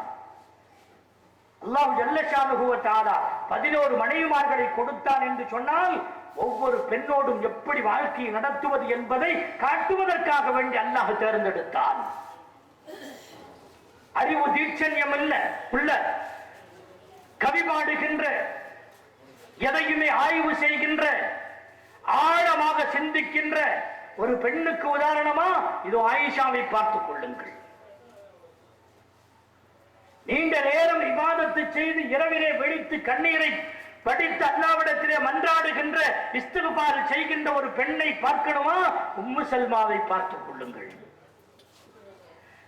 தஹஜ்ஜுதுடைய நேரத்தில் எழுந்து அல்லாஹ்விடத்திலே கதறி மன்றாடுகின்ற ஒரு பெண், அதே நேரத்திலே வாய் துடுக்குள்ள ஒரு பெண். உதாரணம் வேண்டுமா? ஹப்சாவை பார்த்துக் கொள்ளுங்கள். ஹப்சா உமர் அவர்களுடைய மகள். உமர் ரலியல்லாஹு அன்ஹு அவர்களுக்கு இருந்த வேகமும் தீரமும் அந்த ஹப்சாவிடத்தில் இருந்தது. ஆனால் ஒரு கணவன் வாய் துடுக்குள்ள ஒரு பெண்ணை எப்படி அடக்க வேண்டும் என்பதை பெருமானார் அவர்கள் ஹப்சாவோடு நடந்த இந்த நிகழ்வுகளிலே நமக்கு படிப்பினை இருக்கிறது. அப்படி ஒரு பெண் வேண்டாமா? இப்படியே ஒவ்வொரு மனைவியையும் சொல்ல முடியும். ஒவ்வொரு மனைவியும் ஒரு கேரக்டர், ஒரு அமைப்பிலே இவர்களுடைய குணம், அவர்களுடைய குணம், ஒவ்வொருத்தருடைய குணாதிசயங்களின் அடிப்படையிலே எந்த பெண்ணிடத்தில் எப்படி பழக வேண்டும் என்று பெருமானார் ஸல்லல்லாஹு அலைஹி வஸல்லம் அவர்களுக்கு அல்லாஹ் ஜல்ல ஷானஹு வ தஆலா இந்த மனைவிமார்களை தேர்ந்தெடுத்து கொடுத்து அவர்கள் மூலமாக இந்த உலகத்திற்கு அல்லாஹ் வழிகாட்டினான். ஏன் நம்மளுக்கு எல்லாம் 4, அவங்களுக்கு மட்டும் என்ன 10, 11 என்ன தேவை? முஸ்லிம் கேட்கிறான். இன்னைக்கு நவீன பட்டதாரிகள் என்னமோ அவனுக்கு அல்லாஹ் அறிவை பெருசா கொடுத்திருக்கான்னு சொல்லிட்டு அவனுடைய அறிவை எந்த பாதாளத்தில் கொண்டு போய் விட்டாலும் சரியே அதையெல்லாம் சரி என்று சொல்லக்கூடிய அளவுக்கு இன்றைக்கு படித்த இளைஞர்கள் வந்து விட்டார்கள். நான் சென்னை பொதுக்கல்லூரியிலே ஒரு மீலாது விழாவுக்காக வேண்டி 2 வருடங்களுக்கு முன்னாலே சென்றிருந்த நேரத்தில் ஒருவர் என்னிடத்திலே வந்து சொன்னார், ஹஜ்ரத், இங்க ஒரு ஆளு இப்படி எல்லாம் பேசுறாரு, இந்த வயசுல ஆயிஷா ஒரு கன்னிப்பெண், தேவைதானா இவருக்கு? இதெல்லாம் எதிரிகள் பேசுறாங்கன்னு சொன்னா பேசுறது சரிதானே என்று அந்த மக்களிடத்திலே மாணவர்களிடத்திலே சொல்லி மாணவர்களிலே சில பேரும் அதை ஏற்றுக்கொண்டு சொல்றது சார் சொல்றது சரிதான என்று பேசுகிறார்களே என்று யார் சொல்லுவது? இளைஞர்கள் சொல்லுகின்றார்கள். சில இளைஞர்கள் ஏற்றுக்கொள்ளுகிறார்கள். அதற்கு மாற்று என்ன என்பதை அவர்களால் புரிய முடியவில்லை. சமீபத்திலே கேரளாவில் ஒரு கிறிஸ்தவன், இஸ்லாத்தினுடைய கடுமையான துட்டன், பெருமானார் ஸல்லல்லாஹு அலைஹி வஸல்லம் அவர்களை பற்றி சில வரலாற்று துணுக்குகளை தன்னுடைய புத்தகத்தில் எழுதுகிறான். அவன் எழுதி வரும் போது தன்னுடைய மருமகளையே புணர்ந்தவன் என்று எழுதியிருக்கிறான். யார்? ஸைத் இப்னு ஹாரிஸாவை மகன் என்றும் ஸைத் இப்னு ஹாரிஸாவுடைய மனைவியாக இருந்த ஸைனப் ரலியல்லாஹு அன்ஹா அவர்கள் தலாக்கு சொல்லி அதற்கு பிறகு பெருமானார் ஸல்லல்லாஹு அலைஹி வஸல்லம் அவர்கள் நிக்காஹ் முடித்தார்களே, அந்த ஸைத் இப்னு ஹாரிஸா மகன் அல்ல, வளர்ப்பு மகன். ஃபலம்மா கலா ஸைதும் மின்ஹா வதரன், அதனுடைய சத்தியம், அதனுடைய யதார்த்தம் என்ன என்பதை அல்லாஹ் விளக்கி காட்டுகிறான். ஃபலம்மா கலா ஸைதுன், குர்ஆனுக்குள்ள எந்த ஒரு சஹாபியினுடைய பேரும் சொல்லவே கிடையாது. ஒரே ஒரு சஹாபியினுடைய பெயரை தெளிவாக அல்லாஹ் சொல்லி இருக்கிறார், அதுதான் ஸைத். அந்த ஸைத் யார்? ஸைத் இப்னு சாபித்தா, ஸைத் இப்னு ஹாரிஸாவா? ஹதீஸ் சொல்லுகிறது ஸைத் இப்னு ஹாரிஸா. ஃபலம்மா கலா ஸைதும் மின்ஹா வதரன் ஸவ்வஜ்னாகஹா. அந்த கிறிஸ்தவன் எழுதும் போது இந்த மாதிரி மருமகனையே புணர்ந்தான், அதாவது காம கிறுக்கன்ங்கிற மாதிரி எழுதிட்டு வர்றான். பல வகையான பிரச்சனைகள் ஏற்பட்டு கடைசியில் அவனை கொல்றதுக்கெல்லாம் ஆளு ரெடி ஆயிட்டாங்க. தாக்கப்பட்டான், விசாரணைக்கு உட்படுத்தப்பட்டான், சிறையில் அடைக்கப்பட்டானோ இல்லையோ தெரியவில்லை.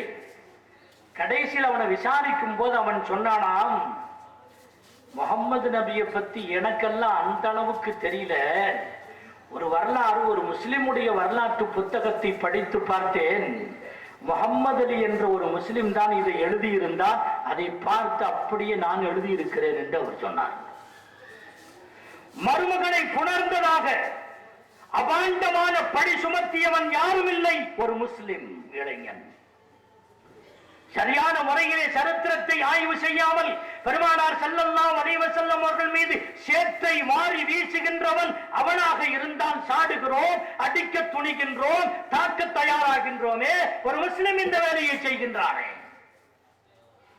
சஹாபாக்களை தரங்கட்ட வார்த்தைகளால் விமர்சிக்கின்ற முஸ்லிம்கள் தங்களை முஸ்லிம்கள் என்று சொல்லிக் கொண்டிருக்கிறார்களே, அவர்களை என்ன செய்வது?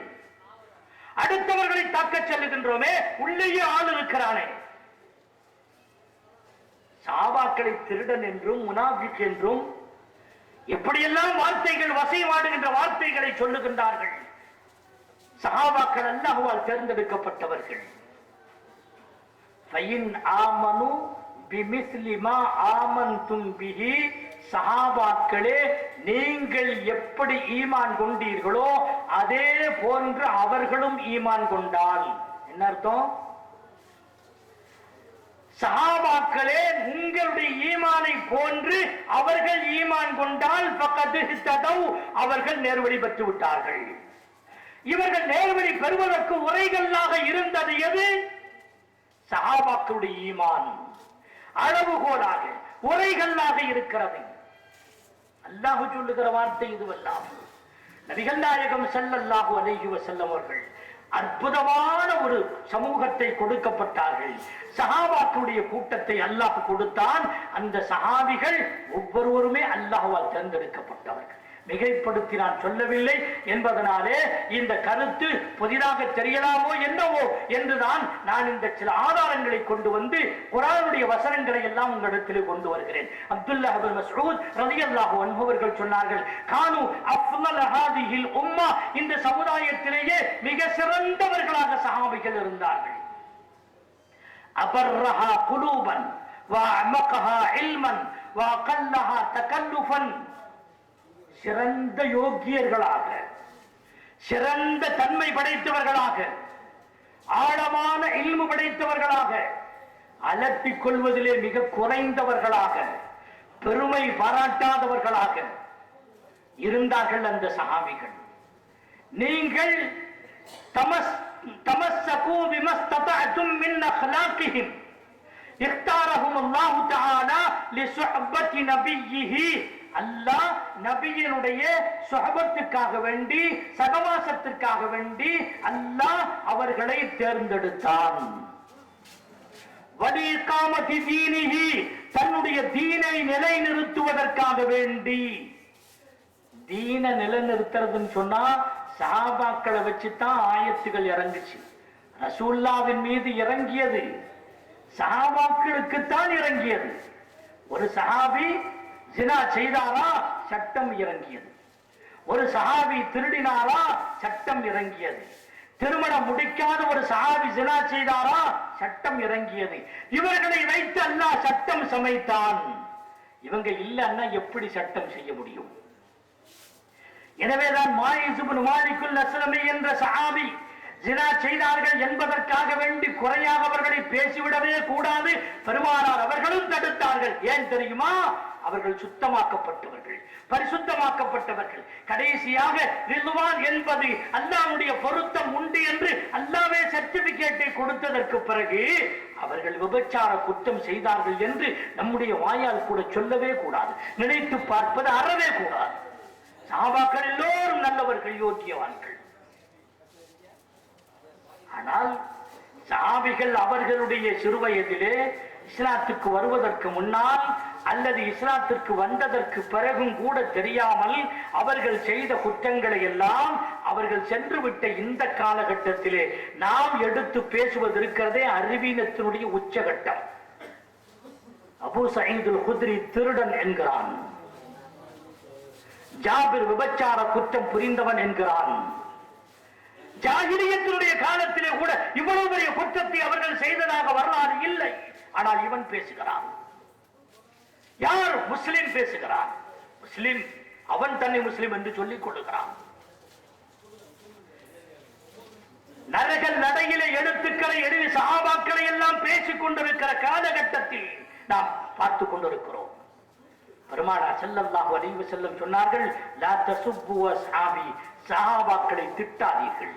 என்னுடைய சஹாபாக்களை திட்டுவதல்ல, சப்ப என்று சொன்னால் தரந்தாழ்த்தி பேசாதீர்கள். திட்டுவது என்பதற்கு ஷத்மு என்ற வார்த்தை இருக்கிறது. ஆனால் தரந்தாழ்த்தி பேசுவதற்கு சப்பு என்ற வார்த்தை. தரந்தாழ்த்தியே பேசுறது கூடாதுன்னு சொன்னா திட்டுறது அறவே கூடாது. லா தசுப்பு அஸ்ஹாபி. அபூ இஸ்ஹாக் அல்-ஃபஸாரி ரஹ்மத்துல்லாஹி அலைஹி ஹதீஸ் கலையில் ஒரு பெரிய மகான். அந்த அபூ இஸ்ஹாக் அல்-ஃபஸாரி ரஹ்மத்துல்லாஹி அலைஹி ஒரு இடத்திலே தொழுது விட்டு வருகிறார். ஒரு வீட்டுல மவுத்து. அந்த மையத்தை குளிப்பாட்டுறதுக்காக வேண்டி இவங்களை கூட்டிட்டு போனாங்க. இவங்க குளிப்பாட்டுற ஆசாமி அல்ல. அந்த காலத்துல பறக்கத்துக்காக வேண்டி குளிப்பாட்டும் போது இந்த மாதிரி பெரியவங்க மகான்கள் எல்லாம் வந்தாங்கன்னா லேச கை வச்சு தொடங்கிட்டு போயிடுவாங்க. அப்புறம் மற்றவங்க குளிப்பாட்டிக்குவாங்க. அந்த பறக்கத்து கிடைக்க வேண்டும் என்பதற்காக வேண்டி மகான் அபூ இஸ்ஹாக் அல்-ஃபஸாரி ரஹ்மத்துல்லாஹி அலைஹி அவங்கள கூட்டிட்டு போறாங்க. கூட்டிட்டு போனதுக்கு பிறகு பொத்தி வைக்கப்பட்டிருக்கிற ஜனாசாவை அந்த துணியை எடுத்தார்கள். ஃபலம்மா கஷஃப அன் வஜ்ஹிஹி, முகத்தில் இருந்து துணியை அகற்றிய நேரத்தில் ஃபஇதன் ஹஜ்ஜத்துன் அதீமத்துன் கத் ததவ்வகத் பிஉனுகிஹி, கழுத்தில் சுத்தி கொண்டிருக்கிற பெரிய பாம்பு ஒன்று கழுத்தை சுத்திட்டு இருக்கு.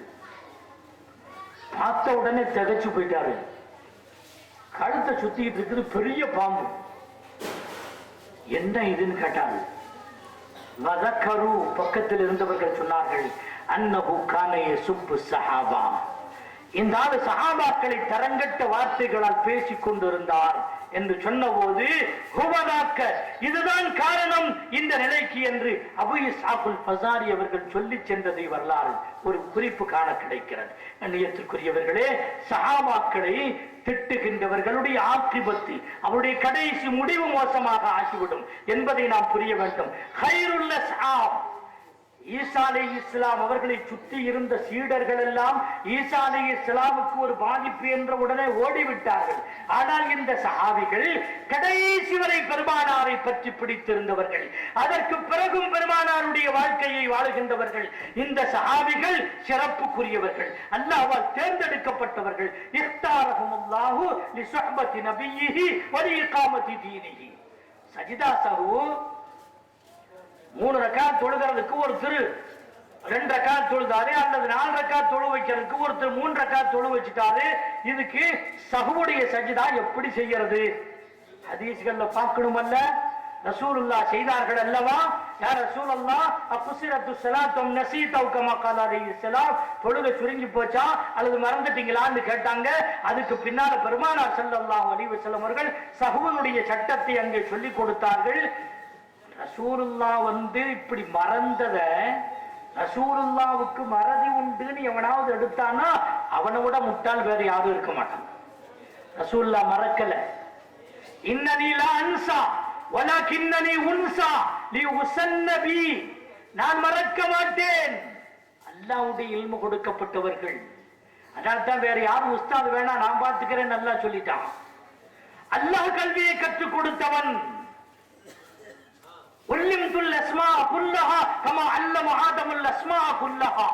ஆதம் அலைஹிஸ்ஸலாம் அவர்களுக்கு உலகத்துடைய அனைத்து பெயர்களையும் அதனுடைய ஆக்கங்களையும் அகமியங்களையும் அழிவுகளையும் எல்லாவற்றையும் கற்றுக் கொடுத்தான் அல்லவா? அது போன்று அல்லாஹ் எனக்கும் கற்றுக் கொடுத்தான் என்றார்கள் பெருமானார் ஸல்லல்லாஹு அலைஹி வஸல்லம். எல்லாவற்றையும் அல்லாஹ் உஸ்தாதாக இருந்தான், அல்லாஹ் முஅல்லிமாக இருந்தான், எல்லாவற்றையும் அல்லாஹ் கற்றுக் கொடுத்தான். மறப்பார்களா? சனுக்குரி உக்க ஃபலா தன்சா, ஒன்னொன்னா சொல்லி கொடுக்கிறோம், நீங்க மறக்கவே மாட்டீங்க. குர்ஆன்ல சொல்லுகிற வாசகம் இது. எனவே நபி அவர்கள் சொன்னார்கள், இன்னனி லா அன்சா, நான் மறக்க மாட்டேன், வலகின்னனி உன்சா, அல்லாஹ்வின் மூலம் நான் மறக்கடிக்கப்படுகின்றேன். எதனால்? லியுஸன்னபி, என்னை கொண்டு அது சுன்னத் நடைமுறைப்படுத்தப்பட வேண்டும் என்பதற்காக வேண்டி. ரசூலுல்லாஹ் சொல்லி கொடுக்கலன்னு சொன்னா சஜிதா சஹு எப்படி நம்ம செய்வோம்? ரசூலுல்லாஹ் ஓதி காட்டலன்னு சொன்னா நாம எப்படி ஓதுவோம்? இந்த குர்ஆன் தான் நமக்கு ரசூலுல்லாஹ் சொல்லி கொடுத்ததுனால தானே தெரிஞ்சது. ரசூலுல்லாஹ் சொல்லாமல் நமக்கு எது தெரியும்? எனவே இந்த சமூகத்தை அல்லாஹ் ஜல்ல ஷானு வ தஆலா பெருமானார் ஸல்லல்லாஹு அலைஹி வஸல்லம் அவர்களுக்காக வேண்டி சஹாபாக்களை தேர்ந்தெடுத்து கொடுத்தான். ஆக குடும்பத்தை அல்லாஹ் தேர்ந்தெடுத்தான்,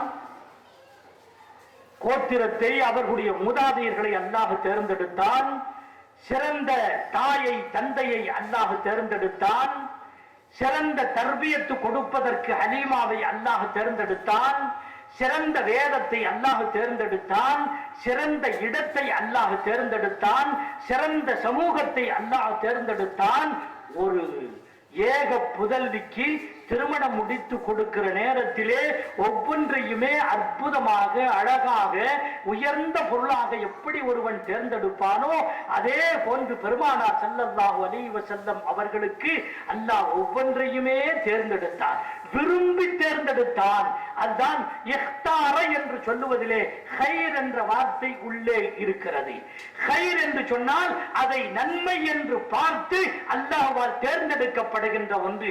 எனவே நபி அவர்கள் முக்தாராக தேர்ந்தெடுக்கப்பட்டவர்களாக பெருமானார் ஸல்லல்லாஹு அலைஹி வஸல்லம் அவர்கள் அல்லாஹ்வின் மூலமாக பரிசுத்தமாக ஆக்கப்பட்ட முஸ்தபாவாக இருக்கிறார்கள். எனவே இப்படிப்பட்ட சிறப்பம்சம் உடைய பெருமானார் ஸல்லல்லாஹு அலைஹி வஸல்லம் உடைய பிறப்பு இந்த உலகத்திற்கு கிடைத்த மிகப்பெரிய நியாமத்து. அவர்களுடைய பிறப்பை, இந்த மிகப்பெரிய நியாமத்தை நினைவு கூறுகின்ற வகையிலே இன்றைக்கு விழாவெடுத்திருக்கின்றோம். அவருடைய சுன்னத்தை பின்பற்றுவதற்கு நாம் முயற்சிக்க வேண்டும். அல்லாஹு ஜல்ல ஷானு வ தஆலா பெருமானார் ஸல்லல்லாஹு அலைஹி வஸல்லம் அவர்களை நேசிப்பதற்கும் அவர்களுடைய சுன்னத்தை வழிமுறைப்படுத்துவதற்கும் அல்லாஹ் நம் அனைவருக்கும் தௌஃபீக்கை தந்தல் புரிவானாக என்று துஆ செய்து வாய்ப்புக்கு நன்றிகள் கூறி வார்த்தைகளை முடித்துக் கொள்கிறேன். வஆகிரு தஅவானா அல்ஹம்துலில்லாஹி ரப்பில் ஆலமீன். அஸ்ஸலாமு அலைக்கும்.